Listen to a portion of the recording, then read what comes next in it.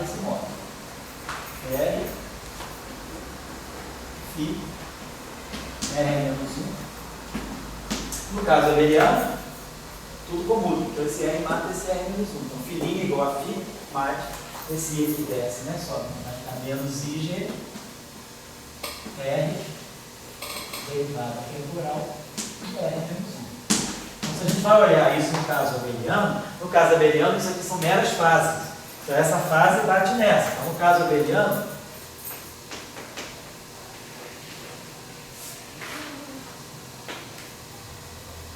eu vou ter φ' igual a φ, essa fase passa por S e cancela, menos I sobre G. Quer dizer, isso aqui é o quê? É a I alfa Q. Isso aqui é o DDT do E menos I alfa Q. E essa derivada batendo aqui, atuando diretamente aqui, ela vai introduzir menos I Q DDT do alfa, e as duas fases vão se cancelar. E aí, ó, vai aparecer aqui menos. Aqui tem G, né? Menos I sobre G. Isso. Esqueci de botar aqui, perdão. No caso abeliano, desculpa, na derivada temporal, no caso abeliano a gente coloca aqui o valor da carga. Então aquela carga se cancela. Então não aparece aqui, tá? No caso abeliano a gente coloca I, Q, G, Φ. Então a carga se cancela, então fica isso aqui, ó, menos I sobre G. Tem um I daqui, com o I daqui, da fase, que desceu daqui, cancela, então fica mais 1 sobre G. DDT do alfa, que é a lei de transformação típica do campo de Gauge. Então, sai automaticamente o caso abeliano. E se eu pegar aqui no setor vetorial, vai aparecer a mesma coisa, vai aparecer a linha, R, tá? R menos 1, mais IG, que é aquele sinal de diferença, R, gradiente,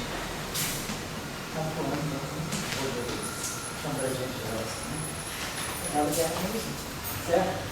Agora, se quiser abrir isso aí um pouquinho mais, a gente pode abrir. Lembrando que φ é FA, a gente pode escrever isso assim. Só para pegar primeiro, preciso do segundo, não precisa nem fazer. Φ' é φ A' GA. Lembra que esse φ é uma notação condensada do FA GA. Então aqui eu vou ter FA, R, GA, R menos 1. E aqui eu vou ter menos I sobre G, R, DDT do R menos 1. Vamos ver como é que fica essa lei de transformação. Observe que isso aqui é linear nos geradores. Isso aqui é uma expressão, ó, R, gerador, R menos 1. Isso aqui é uma expressão linear nos geradores também. Se a gente pegar uma peça exponencial, se a gente pegar algo desse tipo exponencial, de I, alfa D, GB, GA, exponencial de menos I, alfa C, GC, se eu pegar essa expressão ela vai ser sempre linear nos geradores. Por quê? A gente conhece aquela expressão, né? Aquela tipo expressão de Hausdorff, né? R, isso, quer dizer, um objeto assim. R, G, R menos 1, quando pega exponencial. Isso aqui vai ser, o primeiro termo é GA. O segundo termo é essa exponencial. A gente está usando essa expressão exponencial de A.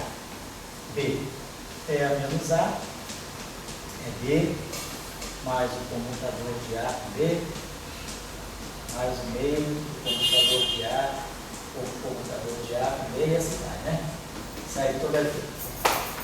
Então, o primeiro termo aqui é GA. O segundo termo aqui é I, alfa D, comutador de GB com GA.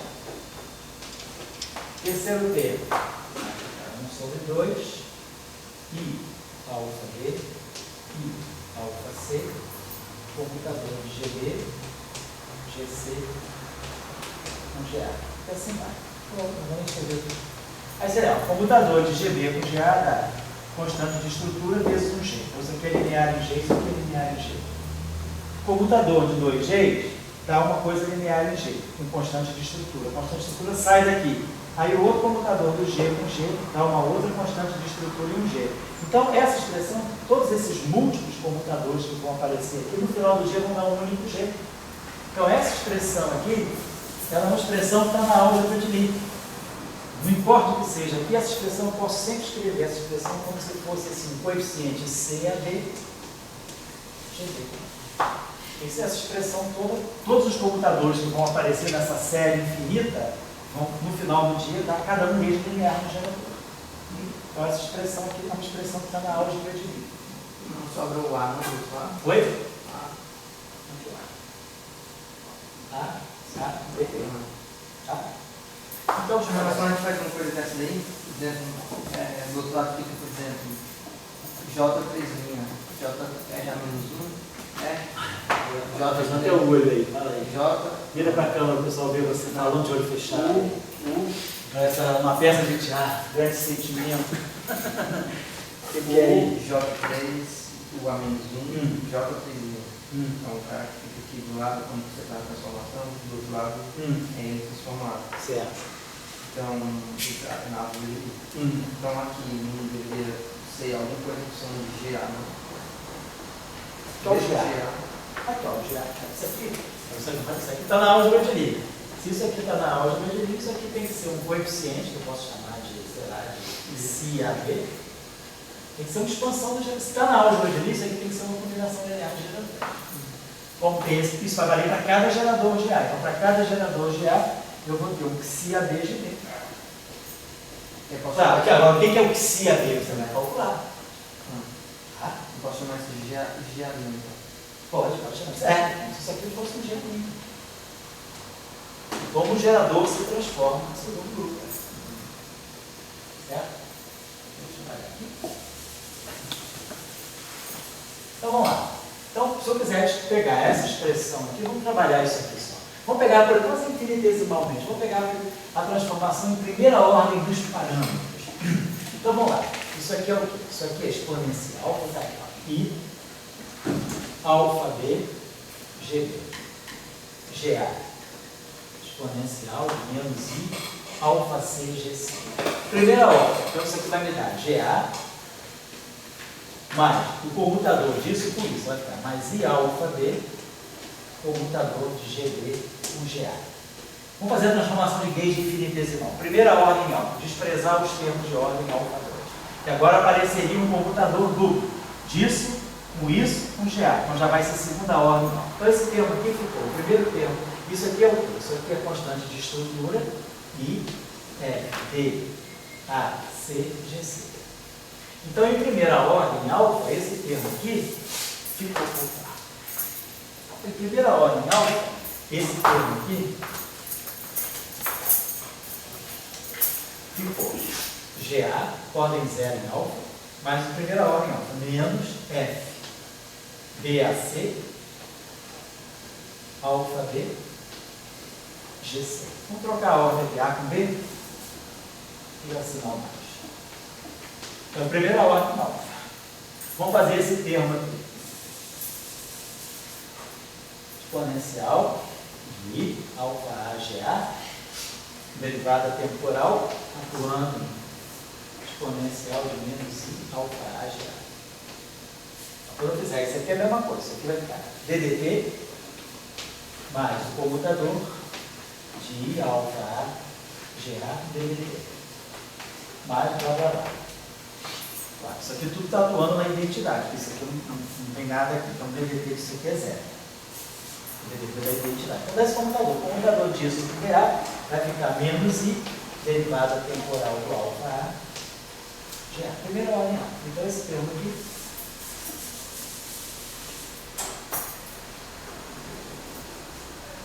menos I sobre G.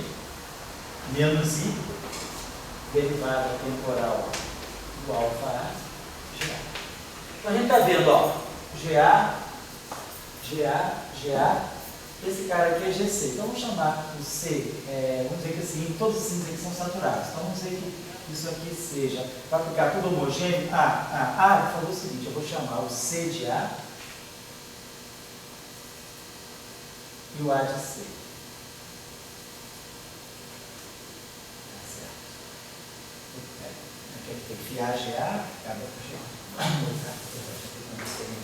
GA, F, A, B, C, certo?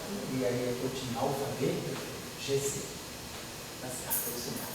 Então vamos dizer que eu faço o seguinte, vamos chamar esse cara aqui de C. Esse aqui é FIA-GA, vamos chamar de FIC-GC, na verdade é isso, né? FIC-GC e aqui também, alfa C, GC. Então eu vou ter um gerador GC, aqui vai ficar FIC-GC, vai cancelar e aqui vai ficar FIC. Então ficou o seguinte, ó, filinha C vai ser FIC aqui, mais F, C, AB, posso colocar C cá para frente, fiar alfa B, menos I com menos I dá menos 1, sobre G, DDT do alfa C. Então era isso a transformação do fio. Infinitesimalmente. Filhinha, no caso abeliano, isso aqui é zero. Por que lá no lado esquerdo da equação de cima, o G não tem linha? O G não tem? Linha. Porque você está. Essa transformação de rede é uma transformação que atua só nos campos. Então, quando você está fazendo isso aqui, R. Qual é o papel da. Quer dizer, quando a gente está atuando com as derivadas covariantes, a gente está. Quer dizer, quando a gente está atuando com a transformação de rede, a transformação de rede, quando eu tinha isso aqui, ó, R, botar assim, ó, FIA, GA, R menos 1. Então, na verdade, esse FIA aqui são números, podem sair. E esse R, GA, R menos 1, eu consigo expandir isso. Quer dizer, é um gelinho, mas eu consigo expandir isso em função do G.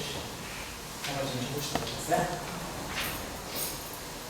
Então, eu consigo tirar a transformação infinitesimal, vejo que no caso abeliano, isso aqui é zero, então eu reproduzo a transformação abeliana, a DDT de um parâmetro alfa. Tá? Quer dizer, no caso abeliano, você só tem uma coisa só, isso aqui é zero, então é filinha igual a φ menos 1 sobre G DDT de alfa. Certo? A mesma coisa vai lá, que você vai faz a transformação infinitesimal da mesma coisa. Então a gente sabe como se transforma os campos de rede. Faz a calma, tá? Então, só para finalizar aqui. Então, note que isso é importante, porque daqui a pouco, na próxima aula, vamos ter que definir como é que fica a dinâmica dos campos de Young-Mills, porque até agora, o que a gente fez aqui, né, no caso abeliano, a gente pode escrever, a gente escreveu, conseguiu construir aquele invariante de rede, menos gradiente de φ, menos DDT, rotacional de A, e construiu o lagrangiano de Maxwell, é 2 menos D2. Agora a gente vai ter que construir uma lagrangiano de Young-Mills para os campos de Young-Mills. Mas lembrando, então, você vai precisar dessas leis de transformação. Vamos lembrar, então, que o filinha, na forma, vamos então pensar que a gente vai sempre trabalhar com os campos, né, dessa forma. A gente sabe que esse φ, na verdade, é o FIA-GA. A mesma coisa valendo do A. Então, essas leis de transformação aqui vão ser importantes para a gente poder tirar desse. Foi a partir daqui que a gente construiu, no caso de Marx, os invariantes. Se vocês se lembrarem, lembrar aqui. Lá no caso de Marx, a gente tinha o filinha, era φ mais DDT do parâmetro alfa. E o alinha era A menos o gradiente de alfa. Então a gente vê que a gente pode construir dois invariantes aí. Posso construir um E, que é menos gradiente de φ, menos DADT. Essa grandeza aqui é invariante. Porque se eu substituir o φ, né, em função do filinho do DDT, então você vai ficar gradiente do DDT, isso aqui vai ficar mais gradiente do DDT. E essa combinação aqui, o D, que é o rotacional de A. Então, se eu substituir isso aqui por filinha por alinha, isso aqui por alinha, o alinha é igual a A. Então, a gente construiu essas duas combinações. O que a gente vai ter que fazer agora é pegar o similar do Young-Mills. Analogamente,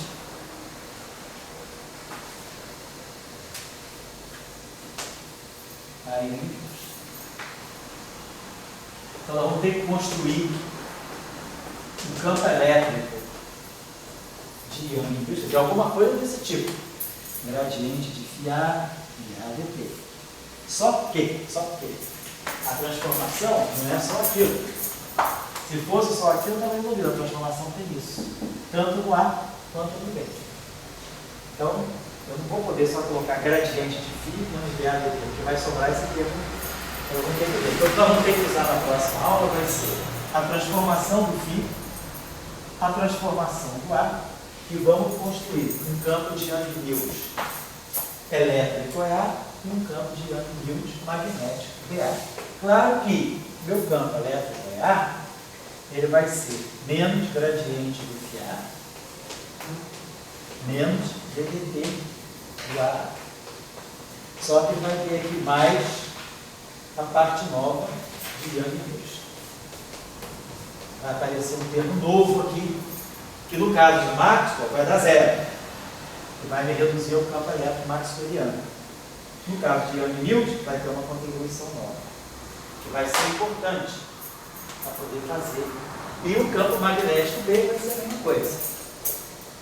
O campo magnético de Young Mills vai ser o rotacional do AA, mais a parte que vai ser só não trivial para Young Mills. Na próxima aula a gente vai ter que ver o que vem aqui que corrige de Maxwell para Young Mills e corrige aqui de Maxwell para Young Mills. O que a gente quer é formar um lagrangiano invariante. Então, o que a gente quer é formar um lagrangiano que seja EA, escalar EA, menos C2BA, que é o lagrangiano tipo de Maxwell. Eu queria escrever exatamente esse lagrangiano de Young Mills.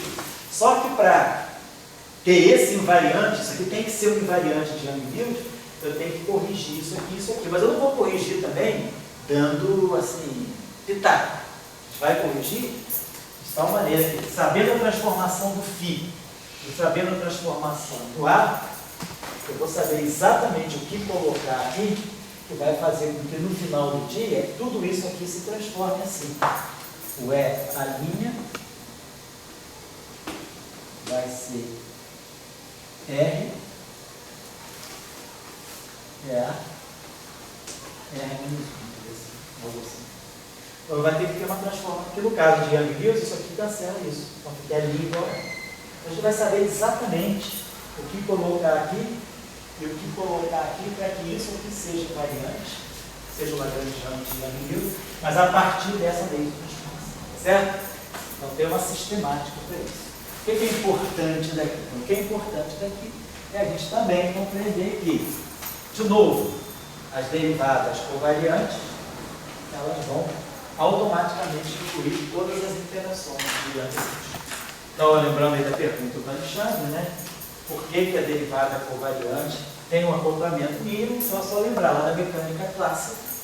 A mecânica, o hamiltoniano de uma partícula carregada no campo eletromagnético externo, e depois pelo princípio da correspondência, quando a gente vai para a mecânica quântica, as derivadas covariantes aparecem contínuas.